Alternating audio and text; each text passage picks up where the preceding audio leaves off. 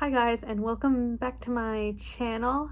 So in my July wrap-up video, I mentioned that I didn't really like the books, the Mermaid and Mrs. Hancock, and the Narrow Road to the Deep North.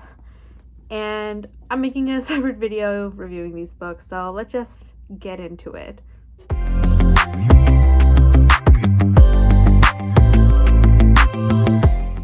So starting with The Mermaid and Mrs. Hancock, this book defied all my expectations, but not in a good way. So to give a very, very brief summary, I would say this book follows two main groups of people, Mr. Hancock and his love interest, so to speak, Angelica, and Mrs. Chapel, who is a madam, and her group of young prostitutes that work for her. So the book starts by introducing us to Mr. Hancock, who is a merchant, and he's recently acquired a mermaid from his ship captain. He tries to make some money off of the mermaid, but nobody's really interested. He eventually sells it to Mrs. Chapel and then some rich guy, and becomes rich himself. He meets Angelica at one of Mrs. Chapel's parties. They become friends and eventually get married. Angelica is a former prostitute that worked for Mrs. Chapel, and she's presented as being like quite materialistic, and so she only gets with Mr. Hancock when her rich boyfriend slash benefactor dumps her. So that's the first half of the book, and it's unbearably boring. So Mr. Hancock does get another mermaid, and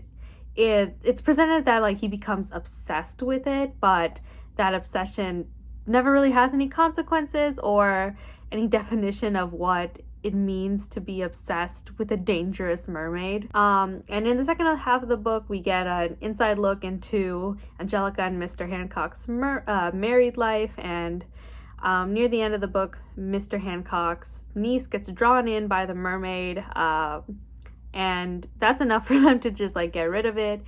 And then the book just ends. So I was really struggling to recall the plot of this book for this video, and it's because nothing literally happens for 90% of it, because the characters just like meet and talk to each other, but nothing actually happens. Like there's no motivations or circumstances that's moving the plot or lack thereof forward in any way. So like in the second half of the book, Angelica and Mr. Hancock are looking for a new house when the captain tells them that he found a new mermaid, and he says it's like really dangerous. And I was so excited because finally something interesting is happening, but no. And in some alternate reality, there is a better book where I can read the perils that the captain and his crew go through to get this mermaid, and the danger that the obsessive nature of the mermaid like brings out in them. But instead of that, I got 18th Century Property Brothers featuring a Mr. Hancock. Also, side note, the new mermaid nor the mermaid from the very beginning of the book are like actually what someone might consider a mermaid. The first one is like dead and shriveled up, and then the second one is referred to just as like shimmering waters, which basically I was at page 450 of like 470, and there's still no tension. The closest thing to plot that there is when Mr. Hancock's niece is like drawn in by the mermaid. Of course, nothing actually happens to her, but they're so spooked by that one thing that they just get rid of the mermaid altogether, and the conflict is resolved in 2 paragraphs. So in the end, I was just wondering what was the point of this book. Additionally, the characters in the book are so poorly written. They lack any depth and backstory or motivation. I really disliked Mr. Hancock, and I couldn't figure out why until I realized that he's basically an 18th century nice guy. If he was alive today, you would see this man on Our Nice Guys talking about how he's so respectful of women, but he can't find a good woman because the man's like so obsessed with getting a wife. Which, another side note, the book never really unpacks the impact that Mr. Hancock's first wife's death and his like son's death during childhood had on him. Like he sees his ghost son every now and again, but he never really talks about his first wife, which is weird considering how obsessed he is with finding a wife. But anyways, when he meets Angelica, he's like, oh, other men only want to talk to her because they want to sleep with her, but I am different. I'm a virtuous man. I want to be her friend. I just want to talk to her. I don't treat her as a sex object. Someone give him the Man of the Year award. Truly an upstanding character. And he's just so incredibly bland. Like, this man really has no personality. I can't remember him getting angry or upset or showing any emotion really throughout the book other than just like indifference and meekness. And R.I.P. Angelica, because once she's married to him, she also becomes a bland and boring character. They're just two saltines living in their 18th century property brothers house together. And Angelica was the closest thing this book had to someone interesting. Even though she is presented as like very shallow and materialistic, at least like she knew what she wanted and she wasn't afraid to be outspoken and say what she wanted, which was, you know, very unconventional supposedly for an 18th century woman. But as soon as she gets married to Mr. Hancock, she is totally fine with being a housewife and having kids and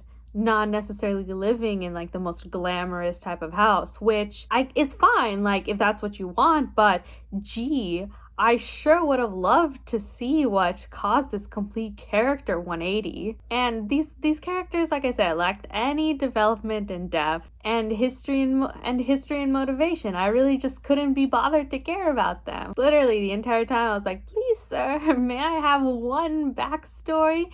Any spare backstory, please?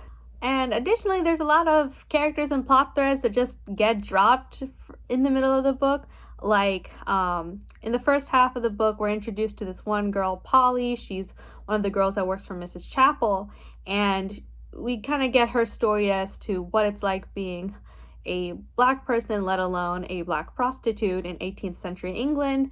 But then she just disappears. She just disappears halfway through the book, and we never see her again until one sentence, 5 pages from the end, which I don't think that counts as closure, to be quite honest. And if you're going to introduce like a discussion about race, at least follow through with it. And then similarly, Mr. Hancock's niece she's really present at the beginning, like 2 or 3 chapters of the book, like helping out her uncle, and she's like shown as a really outspoken character, and then she just disappears until it's 18th century property brothers time. I promise that's the last time I'm gonna make that joke, but it's really because there's nothing relevant in the second half of the book other than them moving into a new house. And one more thing I want to share from this book is the worst thing that I read, and unfortunately the most outstanding thing that I can remember. So in this scene, Mrs. Chapel and her girls are like coming back from somewhere, and Mrs. Chapel and the girls are in a carriage, and she needs to use the bathroom in the carriage, heaving herself up so as to accommodate the vessel against her coarse and graying cauliflower. Her water has a mineral, creaturous smell that creeps into the nostrils. It tinkles to a seize and then spurts again. Listen, I'm no doctor. I'm no gynecologist. But if your vagina looks like a cauliflower, let alone a gray one, please get that checked out. And I would like compensation for that image that is now burned into my memory for all time. All in all, I did not care for this book one bit. There was no plot, no mermaids, no characters of any value. So it's gonna be a no for me, dog. Moving on, The Narrow Road to the Deep North was somewhat better. It's a book told in 5 parts, with 2 of them focusing on a single character, Dorgo Evans, and his like romantic relationships. And then the other parts of the book are focused on a Japanese POW camp.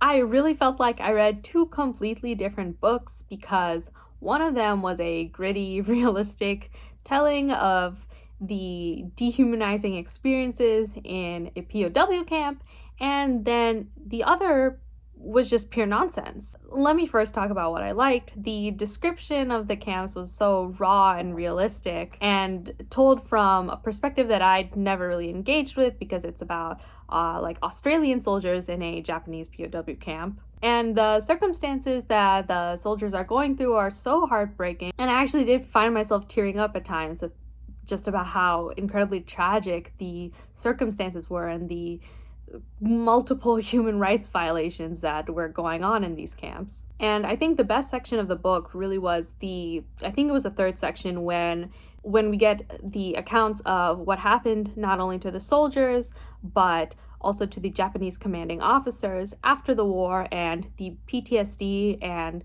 the struggles that they faced in the aftermath of World War II. And I really think the author was on the brink of unpacking some like very complex concepts, such as the Japanese absolvement of guilt and the role that the Korean commanding officers had in the torture of the soldiers in the camp, because Korea was also impacted by Japanese imperialism. But unfortunately, these concepts really weren't that fleshed out. Like the Korean officer's story, like we get his entire backstory over the course of 2 pages as just a giant info dump right before his execution. So the post-war section of the book really felt quite busy, and it was so frustrating, because I would have much rather read a book about the aftermath of World War II than the nonsense romance of Dorgo Evans that the other half of the book was. So Dorgo Evans is technically the main character. He's an army surgeon or army doctor that was at the POW camp, and then, like I said, the rest of the book is just about his life. He was such an unlikable character. I found him to be quite insufferable. Like, I understand the author wrote him to be someone who doesn't want to be seen as a war hero and has become cynical just through his experiences, but the man sucked even before he went off to war. And side note, like, there's this one scene while they're at the POW camp where this one man is really brutally beaten and he dies, and they connect him back to Dorgo Evans in a really flippant way, and I thought that was just a super cheap plot device. Not everything has to revolve around Dorgo Evans, okay? I don't care if he's the main character of the book. I think the death would have been much more impactful if it had been left as is. Anyways, Dorgo Evans is so awful because his relationship with his love interest, Amy, is so awful. Their romance is what I imagine wasps think is pure seduction. The entire time they're together, their attraction to each other is fueled purely by magnetism and guilt over cheating on their respective spouses, and I honestly don't even think they like each other, but the author wants you to think that they should be soulmates, which, okay, I guess. And there's just a lot of questionable writing about women in this book. So I've put a tab every time my main man Dorgo says some weird shit about women, whether that's some unnecessary mention about their breasts or just some weird kink, like how he finds the shell of the ear, the most exciting part of a woman. And I think these tabs also show a good demarcation of like how much of the book is dedicated to the romance versus this entire middle section, which is about the POW camp. It's really like night and day. Also, I didn't like how often people were referred to as exotic. Anyone who was darker than a piece of toasted bread. Yeah, I didn't care for that. I just found it very uncomfortable to refer to so many non-white people as exotic. Anyways, thanks so much for watching, and I will see you guys next time. Bye.